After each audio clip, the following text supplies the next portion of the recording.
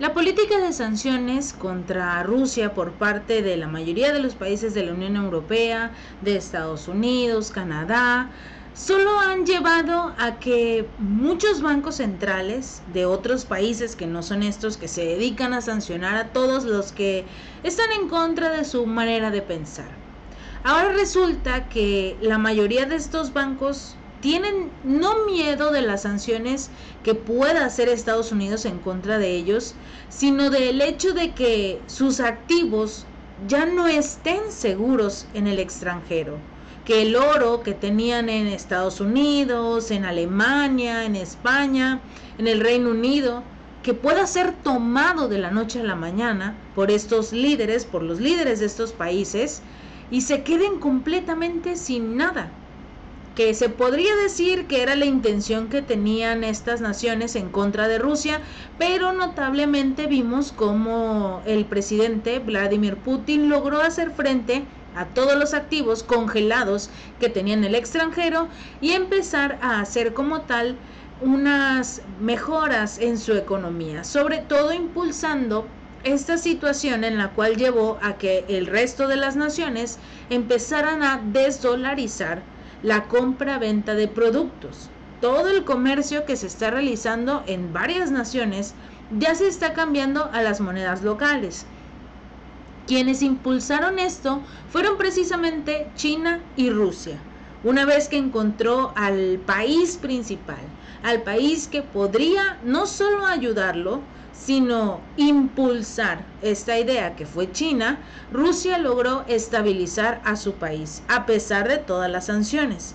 Y obviamente también generó que muchos bancos centrales de estos países, que no miraron con muy buenos ojos a Estados Unidos, a la Unión Europea, por este tipo de acciones, empezaron a aumentar notablemente sus compras de oro, que se han convertido en este momento también en un activo seguro. Pero lo más importante es que no lo están dejando en los bancos de Estados Unidos, de la Unión Europea, sino que prefieren mantener cada vez más las reservas de ese metal en sus propios países. Estados Unidos ya se dio cuenta. ¿Por qué? Por el estudio anual de la compañía de esta misma nación de gestión en inversión Invesco, quien publicó precisamente este estudio. Y de acuerdo con el análisis Invesco Global, un porcentaje considerable de los bancos centrales está preocupado, y ya se notó precisamente en los mercados, por el precedente que generó la congelación de las reservas rusas por parte de Estados Unidos, y como resultado, el 58% de estos países está de acuerdo en que esta medida punitiva ha hecho principalmente más atractivo el oro, pero al mismo tiempo que el oro no se quede en el extranjero, que regrese a los países como tal. China es uno de ellos. China es uno de los países que sigue aumentando sus reservas de oro mes con mes, precisamente para evitar cualquier problema con Estados Unidos. Y el detalle es que poco a poco también van a ir retirando sus inversiones, sus activos que tienen en el extranjero. En el 2022, los bancos centrales realizaron compras récords de oro una vez que arrancó el inicio del conflicto militar, con adquisiciones netas de 1.136 toneladas. Casi el 20% de estas compras netas procedieron de dos bancos centrales, en el de Turquía y en el de China, que también mostraron una fuerte demanda en el primer trimestre de este 2023. Al mismo tiempo, se ha señalado que otros bancos, en especial los de Oriente Medio y sus mercados emergentes, aumentaron notablemente sus compras desde el año pasado y al día de hoy continúan haciendo lo mismo. Estados Unidos y sus aliados están perdiendo inversiones, están perdiendo posibles aliados o socios comerciales por su famosa política de sanciones. Si no haces lo que yo te digo, tengo el derecho de sancionarte. Tengo el derecho de congelar tus activos que tienes en mi país, como se lo hicieron a Rusia. Pero también recordemos que hay un punto muy importante que está por quizás suceder. varios de estos países están haciendo todas las vueltas posibles para que puedan como tal tomar los activos congelados de Rusia, supuestamente para entregárselos a Ucrania para reconstruir el país. Una vez que termine el conflicto militar, dicen que Rusia está obligado a pagar por los destrozos que ocasionó su guerra, pero no están diciendo que Ucrania también está responsabilizado para pagar los destrozos que está haciendo ellos también en la guerra. Pero como quienes tienen los recursos o quieren obtener estos recursos mandan, prácticamente se los darán todos a Ucrania. Y una vez haciendo esto, no hay garantías de que los recursos que obtengan de los activos congelados realmente lleguen a los ucranianos, realmente se utilicen para reconstruir el país. Lo más probable es que lleguen a los bolsillos de Zelensky, se presume que lleguen a los bolsillos de Zelensky y esta persona huya, se vaya tranquilamente de Ucrania con los bolsillos llenos, y al mismo tiempo lo que esperan estos países de la Unión Europea y Estados Unidos es que les dé una parte, que les paguen las deudas que tiene Ucrania con estos países de la Unión Europea, sobre todo aquellos que se han dedicado a prestar armamento, a prestar municiones, a entregar recursos económicos para comprar armamento, por lo que obviamente quieren utilizar estos recursos de Rusia porque el dinero que tenía como Unión Europea, que tenían cada uno de los países e incluso el propio Estados Unidos, ya se ha acabado o está por acabarse. Así que los gestores de carteras de reservas han asegurado que la inflación representa también un riesgo clave para la economía, por lo que el 69% de los bancos centrales han aumentado las asignaciones en oro como un método para contrarrestar la inflación mundial. De hecho, se han asegurado desde el Banco Central Occidental que el oro es uno de los activos protegidos contra la inflación y también una parte muy importante de la estrategia de diversificación.